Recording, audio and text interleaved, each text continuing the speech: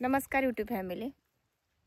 तर आजचा व्हिडिओ जरा थोडा इमोशनलच आहे, कारण राहणारच।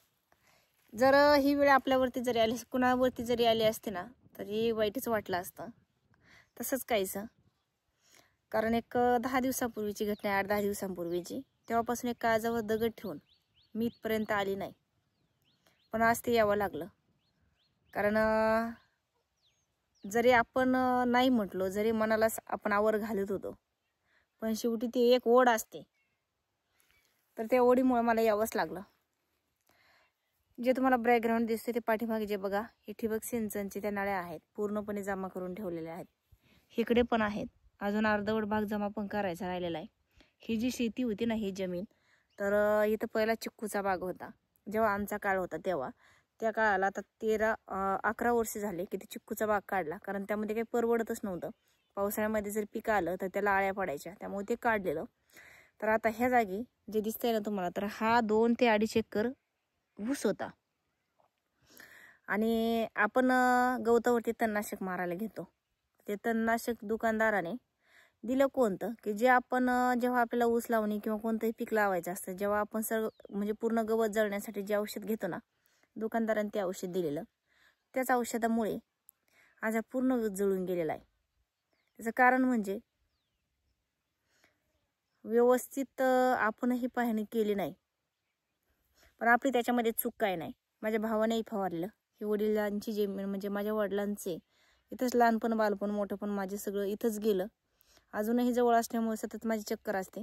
8-10 दिवसापासून माहिती झालेलं, ज्या दिवशी झालं त्या दिवशी माहिती, पण आली नाही, कारण खूप वाईट वाटत होतं।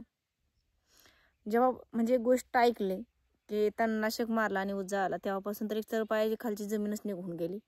पण त्या आईवडिलांना एक आधार दिला की तुम्हाला कोणत्याही गोष्टीमध्ये कमी पडणार नाही। जेवढं हे तुमचं ऊसाचं पीक आहे ना, हे जे गेलंय ना, तर आम्ही दोघी मिळून तुम्हाला एवढे ऊसाचे जेवढे पैसे येणार आहे ना, ऊस विकून, तेवढे पैशांची तुम्हाला मदत करू।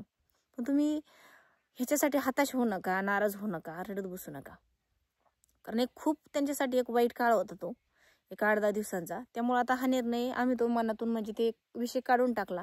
तर आता माझ्या भावाने पूर्ण ठिबक सिंचनच्या ज्या नळ्या होत्या पूर्णपणे काढून टाकल्यात, आणि ह्या आताच्या जागेवरती आता त्यांना कोणता तरी बाग वगैरे लावून टाकू। म्हणजे काय होतं की एक मनाला पण ह्या ऊसासाठी त्यांनी दुसरा बोर घेतला, ठिबक सिंचन केलं। 60,000 ते 70,000 रुपये ते ठिबक सिंचनला गेले। त्यानंतर बोर घेतला, बोरला मोटर घेतली, 5-50,000 रुपये त्याच्यासाठी गेले। 1.25 लाख खर्च केला। ऊसाचं बेणंही विकत होतं, 30-35 हजाराचं बेणं होतं।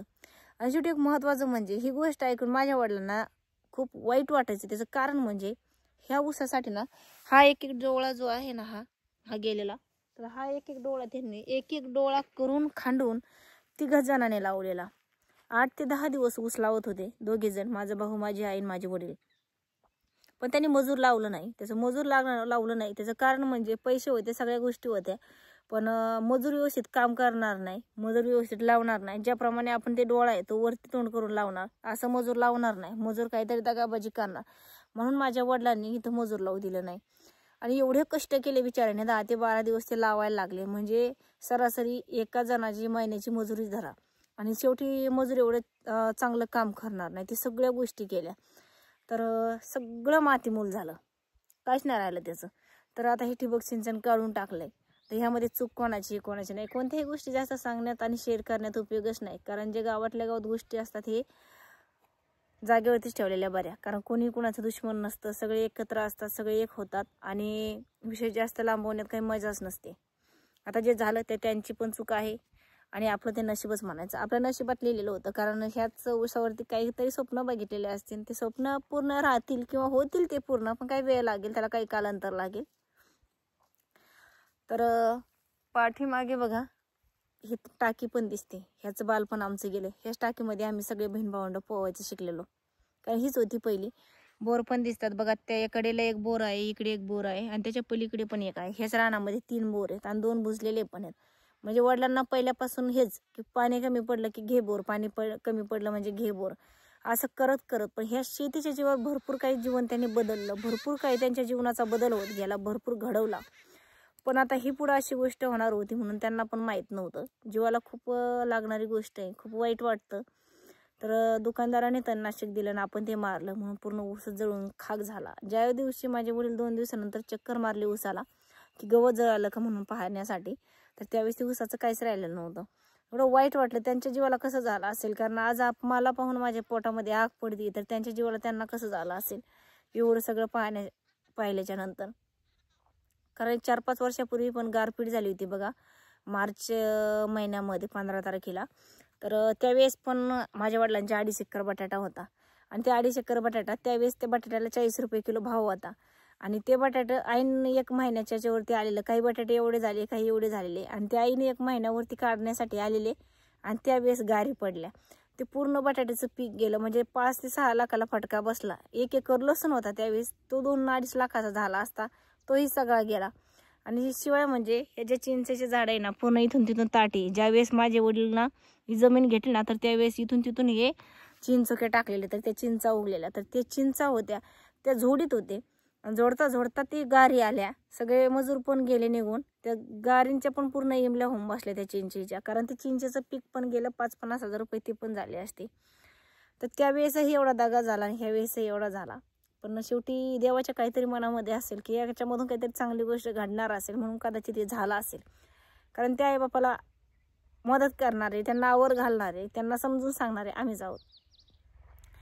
त्या आईवडिलांसाठी उभ्या आयुष्यामध्ये कोणतीही गोष्ट आम्हाला कमी पडून द्यायची नाही आहे. ज्या आईवडिलांनी आमच्यासाठी खूप कष्ट सहन केले, खूप कष्ट केले, खूप मेहनत केली. 8 ते 10 दिवसापूर्वीपासून असं वाटत होतं की जावं, पण आपण गेल्याच्या नंतर त्या आईवडिलांना अजून दुःख होणार. ते म्हणजे त्यांना टाव फुटल्यासारखं होणार की एखादं लेकरू नाही का, कुठं आईवडील बाहेर गेले आणि ते बरेच दिवसानंतर आले म्हणजे त्या लेकराला दुःख, म्हणजे ते आनंद असताना ते अनावर होत नाही. अशाप्रमाणे त्यांना ते दुःख अनावर झालं नसतं. म्हणूनच मग त्यांच्याकडे मी आले नाही, म्हणजे अजून पण गेली नाही आहे. मी जशी घरून आले ना, तर तसे इथं रानामध्ये थांबले. इथून आता मी त्यांच्याकडे जाणार आहे. पण ही गोष्ट त्यांना पण सांगणार नाही की मी रानामधून आले म्हणून. पण खूप वाईट वाटतं. असं घडलं नाही पाहिजे कोणासोबत, पण घडतंय, काय करणार. जाऊ दे, देवाच्या नशिबात काहीतरी चांगली गोष्ट असेल म्हणून कदाचित झालं असेल. कारण हे जे आहे ना, न बघण्यासारखं आहे. पोटात आग पडते. काळजावरती दगड ठेवून मी पण इथपर्यंत आले, पण खूप वाईट वाटतंय. आज संध्याकाळी झोप नाही यायची व्यवस्थित, कारण एक डोळा एवढे माझ्या वडिलांनी कष्ट केले होते ना, आई वडिलांनी ह्याच्यासाठी कष्टच एवढे केलेले होते की ते कष्टाचं फळच म्हणजे कसं काय देवाने काय केलं ते समजत नाही असं वाटतं. पण माझ्या वडिलांचा स्वभाव देवासारखा आहे, त्यामुळे माझ्या वडिलांना माझा देव कोणतीच गोष्ट कमी पडून देणार नाही, एवढं ठाम निर्णय आहे माझ्या म्हणजे मनामध्ये. आणि ते खरं आहे, कारण या अगोदरही माझ्या वडिलांच्या जीवनामध्ये जास्त दुःख कोणतं आलं नाही. त्यामुळे बघा, कारण खूप वाईट वाटतं, पण त्यातून मार्ग काढावेच लागतात. आता ह्याच जागी काहीतरी नवीन आपण काहीतरी करण्याचा मार्ग त्यांना देऊ. बाकी दुसऱ्या व्हिडिओ आपण बनवू परत. धन्यवाद.